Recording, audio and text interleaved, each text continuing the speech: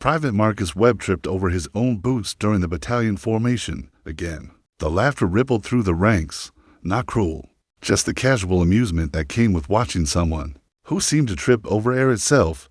"Webb, you okay down there?" his squad leader called out. Marcus picked himself up, face burning with embarrassment. This was the third time this week. He'd also dropped his rifle during inspection, knocked over a coffee pot in the chow hall, and walked into a door frame he swore had moved. The nickname stuck, Crash, because Marcus Webb was the clumsiest soldier anyone at Fort Campbell had ever seen. But what nobody knew, what Marcus himself didn't know yet, was that his brain worked differently. The spatial awareness that failed him walking across a room became supernatural precision. When his hands worked on something small, delicate, deadly in 2 years, Crash Webb would become the best explosive ordnance disposal technician in theater, the man with the steadiest hands in the entire army. The soldier nobody trusted to carry a tray would be trusted to disarm bombs that could level city blocks. Before we begin, make sure to subscribe to Acts of Veterans so you never miss these true tales of courage, and tell us in the comments, where are you watching from today? Marcus Webb had been clumsy his entire life. As a child, he'd broken more dishes than his parents could count, tripped over furniture that hadn't moved, failed every sport that required running or coordination. His pediatrician called it mild dyspraxia, a developmental coordination disorder that affected spatial awareness and motor planning. Nothing severe, just enough to make every day movement awkward. Marcus learned to live with it, avoided sports, stayed away from activities that would expose his clumsiness, developed a self-deprecating sense of humor about tripping over nothing. When he enlisted in the Army at 19, he knew basic training would be hard. He didn't realize it would be humiliating. The obstacle courses were torture. Marcus could do the strength elements, pull-ups, push-ups, sit-ups, but anything requiring coordination or spatial judgment was a disaster. He face-planted during the low crawl, got tangled in the rope climb, misjudged distances during the wall vault, and crashed into the barrier instead of over it. His drill sergeant, Staff Sergeant Ramirez, watched with a mixture of frustration and concern. "Webb, are you trying to fail?" "No." "Drill Sergeant, then what the hell is wrong with you?" Marcus didn't have an answer. He tried harder. It didn't help. His body just didn't cooperate the way other soldiers did. Somehow, he passed basic training. Barely. His scores on written tests and weapons qualification carried him through, but the physical coordination events kept him near the bottom of every ranking. When he arrived at his first duty station, Fort Campbell, Kentucky, the nickname started immediately. Crash Webb. He tripped during the welcome formation, knocked over a display in the company office, dropped his rifle during an inspection so badly that the upper receiver separated from the lower. The jokes were constant. Most soldiers didn't mean harm. It was just the way military humor worked. Find someone's weakness and turn it into a running gag. Marcus laughed along. What else could he do? But inside, he felt the weight of being the soldier nobody took seriously, the one who couldn't be trusted with anything requiring physical grace. The turning point came during a routine maintenance class. Sergeant First Class David Chen was teaching basic electronics repair, the kind of technical skills every soldier should know: how to diagnose and fix communication equipment, basic soldering, circuit board analysis. Marcus sat in the back, expecting to struggle like always. But when Chen handed out small electronic components and asked them to practice soldering connections, something strange happened. Marcus's hands didn't shake, didn't fumble. They moved with absolute precision. The soldering iron touched exactly where he wanted. The connections were clean, perfect. He completed the exercise faster than anyone else in the class. Chen noticed. "Webb, come here." Marcus walked to the front, tripping slightly over his own chair, and approached the instructor's desk. Chen held up Marcus's work. "Did you do electronics before the Army?" "No." "Sergeant, have you soldered before?" "No, Sergeant. First time." Chen studied the circuit board. The connections were flawless, better than soldiers who'd been doing this for years. "Webb, I'm going to give you something more complicated, just to see." He handed Marcus a broken radio, small components, delicate wiring, multiple connection points. "Tell me, what's wrong with it?" Marcus took the radio. His hands moved over it with confidence he never felt walking across a room. He traced circuits, tested connections, identified the problem in less than 2 minutes. This capacitor is blown. This wire is disconnected. This solder joint is cold. Chen's eyebrows raised. Fix it. Marcus fixed it, quickly, precisely, without a single mistake. When he powered the radio on, it worked perfectly. Chen sat back in his chair. Webb, you're clumsy as hell walking around, but your hands are the steadiest I've ever seen on fine work. Marcus didn't know what to say. You ever thought about EOD? Chen asked. Explosive Ordnance Disposal? No. Sergeant, I don't think they'd want someone like me. Someone like you. Someone who trips over his own feet. Chen smiled. EOD doesn't care if you can run an obstacle course. They care if your hands shake when you're cutting a wire on a live bomb. At Webb, your hands don't shake at all. Marcus applied to EOD school 3 times. Each time, he was rejected. The review boards looked at his physical coordination scores, his documented incidents of clumsiness, his nickname crash. EOD requires precision and fine motor control. One rejection letter read, your service record indicates challenges with physical coordination. Not recommended at this time. Marcus was devastated. EOD was the first job that had ever made sense for him.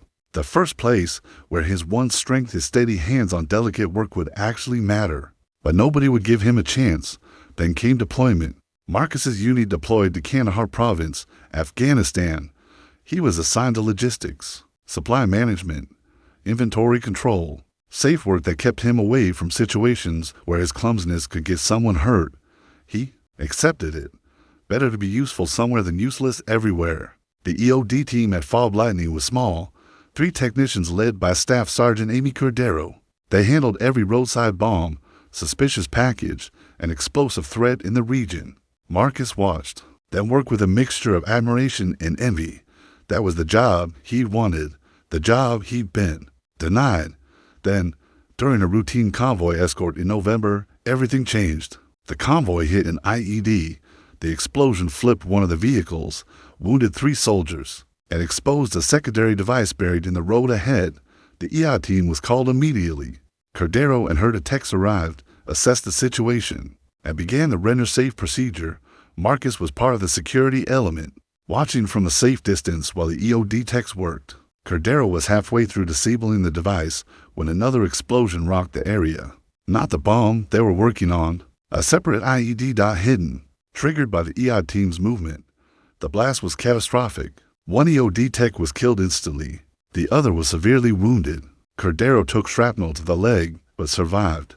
But the original device, the one they'd been disabling, was still live, still armed, and now there was nobody qualified to finish the job. The convoy was stuck.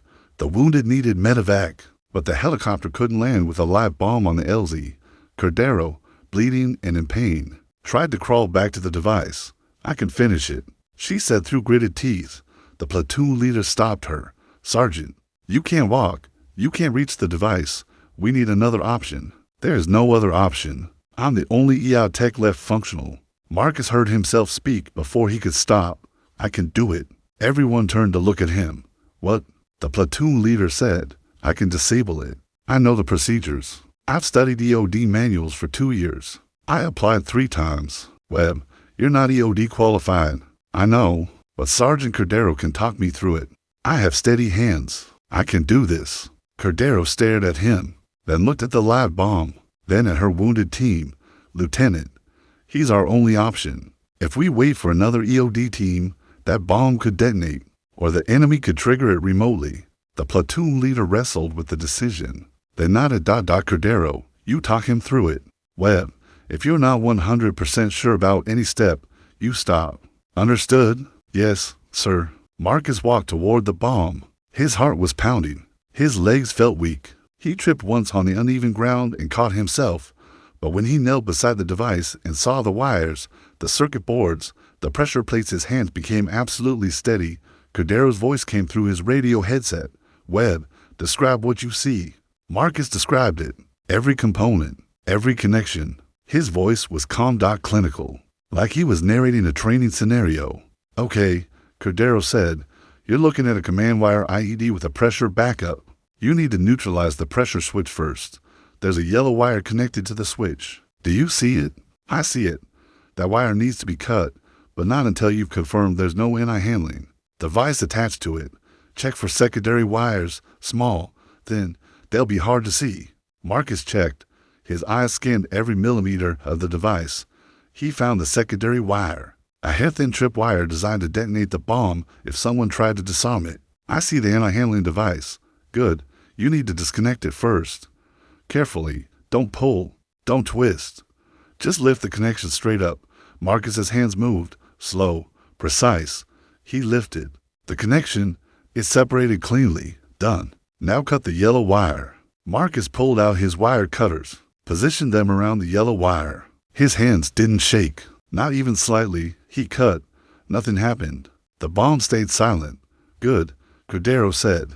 Now you need to address the command wire. That's the red wire going to the battery pack. You need to cut it between the battery and the blasting cap.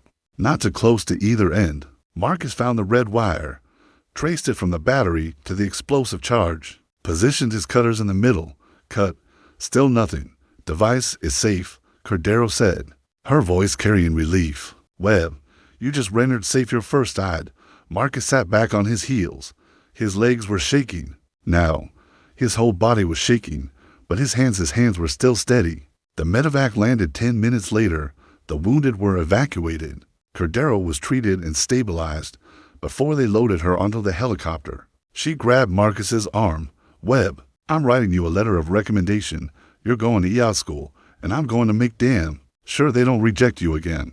Sergeant, you have the steadiest hands I've ever seen. You just disabled a live IED under fire with no formal training. If that doesn't qualify you for EOD, nothing does. 6 months later, Private First Class Marcus Webb graduated from Explosive Ordnance Disposal School. He didn't just graduate. He finished at the top of his class. The instructors couldn't believe it. The same soldier who tripped walking between training stations could disarm the most complex training devices without a single error. Webb, how do you do it? One instructor asked. Marcus thought about it. When I'm working on a bomb, the world gets small. It's just me and the device. My brain doesn't have to track where my body is in space. It just has to control my hands, and my hands know exactly what to do. He deployed back to Afghanistan as a qualified EOD technician over the next 18 months. He rendered safe over 50 IEDs, some command wire, some pressure plate, some complex designs nobody had seen before. He never had a single failure, never lost a device, never had his hands shake. His unit started calling him by a new nickname. Not Crash anymore. Steady. Sergeant Steady Webb, the EOD tech with hands that never trembled. He still tripped walking to the chow hall, still knocked things over, still walked into door frames. But when he knelt beside a bomb, when lives hung on millimeter precision, when a single tremor could kill everyone, Marcus Webb's hands were the steadiest in the entire theater.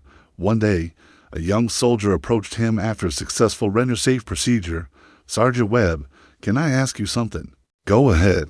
How do you stay so calm when you're working on a bomb? Don't you get scared? Marcus thought about it. Of course I get scared. But fear is just another distraction. When I'm focused on the device, there's no room for fear or doubt, or anything except the work. But what about? The soldier hesitated. What about the stuff people say? About you being clumsy? Marcus smiled. I am clumsy. I trip over my own feet. I drop things. I probably always will. But that's not what defines me. What defines me is what my hands can do when it matters. He paused. We all have weaknesses. The key is finding the place where your weaknesses don't matter and your strengths mean everything. For me, that place is kneeling beside a bomb with wire cutters in my hand. By the end of his deployment, Sergeant Marcus Webb had rendered safe 73 IEDs, saved countless lives, earned a Bronze Star and an Army Commendation Medal with Valor. He returned to Fort Campbell as an instructor, teaching the next generation of EOD techs, showing them that steady hands mattered more than a steady walk. And when students struggled with self-doubt, when they felt like they weren't cut out for the job, Webb told them about the soldier everyone called Crash, who couldn't walk across a room without tripping, who'd been rejected from EOD school 3 times, who became one of the best bomb technicians the Army had ever seen, because sometimes your greatest weakness is just a signpost pointing toward your greatest strength. You just have to be willing to find where you belong. Moral: our limitations don't define us, they redirect us toward where we're meant to be. The thing that makes you clumsy in one area might make you perfect in another. Your weakness isn't a dead end. It's a compass pointing toward your purpose. If this story moved you, don't forget to show your support. Subscribe to Acts of Veterans for more true tales of courage, sacrifice, and honor. Stories that remind us of the quiet strength carried by those who serve. Tell us in the comments, where are you watching from?